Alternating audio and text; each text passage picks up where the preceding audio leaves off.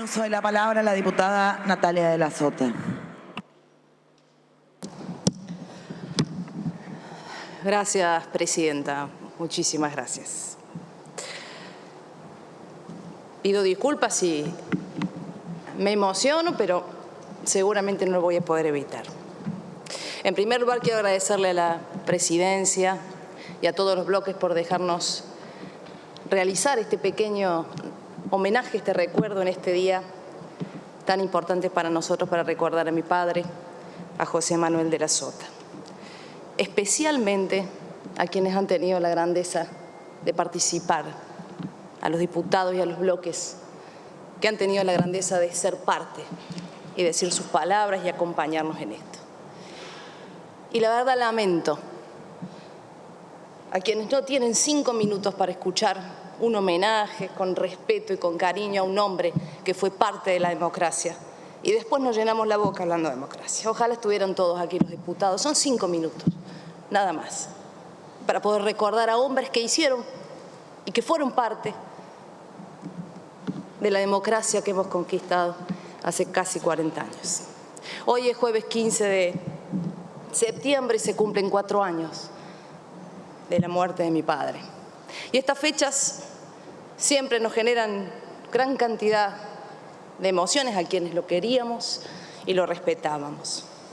Porque son días donde uno se enfrenta a lo inevitable, a lo irremediable, a la ausencia. Es un día particular, emotivo, doloroso, pero creo que también nos puede servir para reflexionar. Porque recordarlo nos hace repasar, repensar y reinterpretar quizás cada paso de su vida política y ese caudal enorme, que podemos estar de acuerdo o no, pero ese caudal enorme de ideas, de consignas y de convicciones que hoy resuenan además tan fuerte por su absoluta vigencia y actualidad. De la Sota comenzó muy joven, como ya lo dijeron, a militar en Córdoba, en el justicialismo de Córdoba, en los primeros años de la década del 70, hasta que fue detenido y preso durante un año luego del golpe cívico-militar de 76. Y esto lo resalto porque cuando él hablaba de esos días, de su vida, nos contaba que muchas veces, en medio del miedo, del terror, le pedía a Dios que no lo dejara odiar. Y esto me parece importante porque esto fue una característica que lo definió en su vida. La cárcel seguramente primero y la vida política después le hicieron aprender que nada, pero nada, justifica el uso de la violencia. Con la vuelta de la democracia, como ya lo contaron también, fue parte de la renovación peronista, acompañó al querido Antonio Cafiero en la fórmula Cafiero de la Sota y junto con otros jóvenes dirigentes, y yo también agrego una generación de grandes y brillantes dirigentes que después cada uno tomó su camino, pero que realmente fue una generación muy importante, convencidos que había que darle una impronta generacional distinta al justicialismo de ese momento, desplegaron un mapa político distinto en la Argentina. Fue diputado, senador por Córdoba, embajador en el Brasil, pero tuvo derrotas, y vaya si las tuvo. Muchas a lo largo de su historia. Pero esas derrotas conformaron su mayor fuente de aprendizaje en un ejercicio, diría yo, sublime de resiliencia y perseverancia. Para ganarse, tras la victoria en Córdoba en el 98, el cariño y el respeto de los cordobeses por las próximas décadas, de propios y ajenos, como lo hemos podido ver hoy aquí. Mi padre creía en la política. Defendía la política.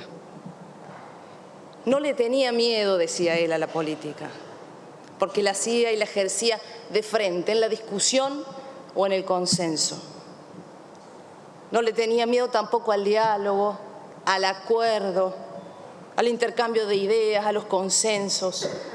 Y quienes pensaban distinto jamás fueron considerados sus enemigos.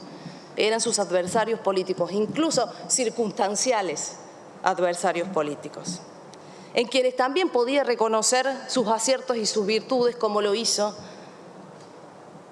con un programa en Córdoba que se llama PAICOR, que fue un proyecto de Eduardo Angelós, gobernador de Córdoba, que continuó como política pública en Córdoba, tomando esa idea y ese proyecto del gobierno radical del doctor Eduardo Angelós. Esos eran hechos concretos que demostraban que en los adversarios y en quienes no pensaban como él podía encontrar también aciertos, virtudes y remarcarlas.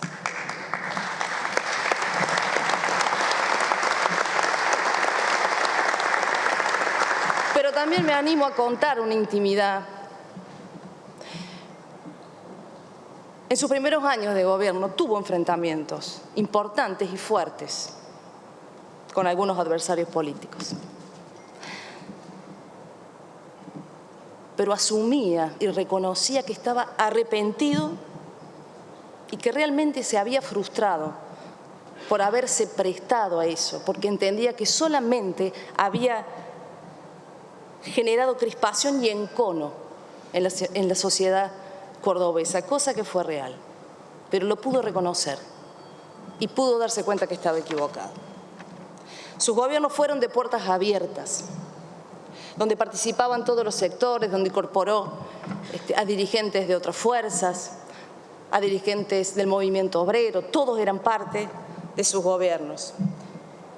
Y tuvo que tomar decisiones audaces cuando hacía falta, buscando ideas innovadoras para sortear seguramente dificilísimas situaciones por las crisis que además tuvimos que atravesar, grandes crisis durante sus gestiones. Fueron gobiernos para todos. Intentó siempre representar a esa sociedad tan heterogénea que es la sociedad de Córdoba. Por eso era justo y era necesario que estuvieran todos los sectores representados, siempre con una profunda convicción que el concepto fundamental de sus gobiernos y sus gestiones era la justicia social. Yo creo que sumado al rol de gobernador, muchos lo reconocen y valoran que su paso por la vida pública tuvo como misión la conquista de lo que él llamaba la amistad social y que entendía que era mucho más que una norma de convivencia o valores comunes. Era el camino para que la sociedad pueda volver a vivir en paz. De la Sota entendía que había un cansancio moral en la sociedad, profundizado a través de la política y de las gestiones fallidas seguramente de muchos gobiernos. Y decía, la falta de diálogo en Argentina genera cansancio moral. Nuestro país debe recuperar el camino del respeto y la concordia para beneficiar a los ciudadanos. Hay mucha gente que desea que recuperemos la mesura.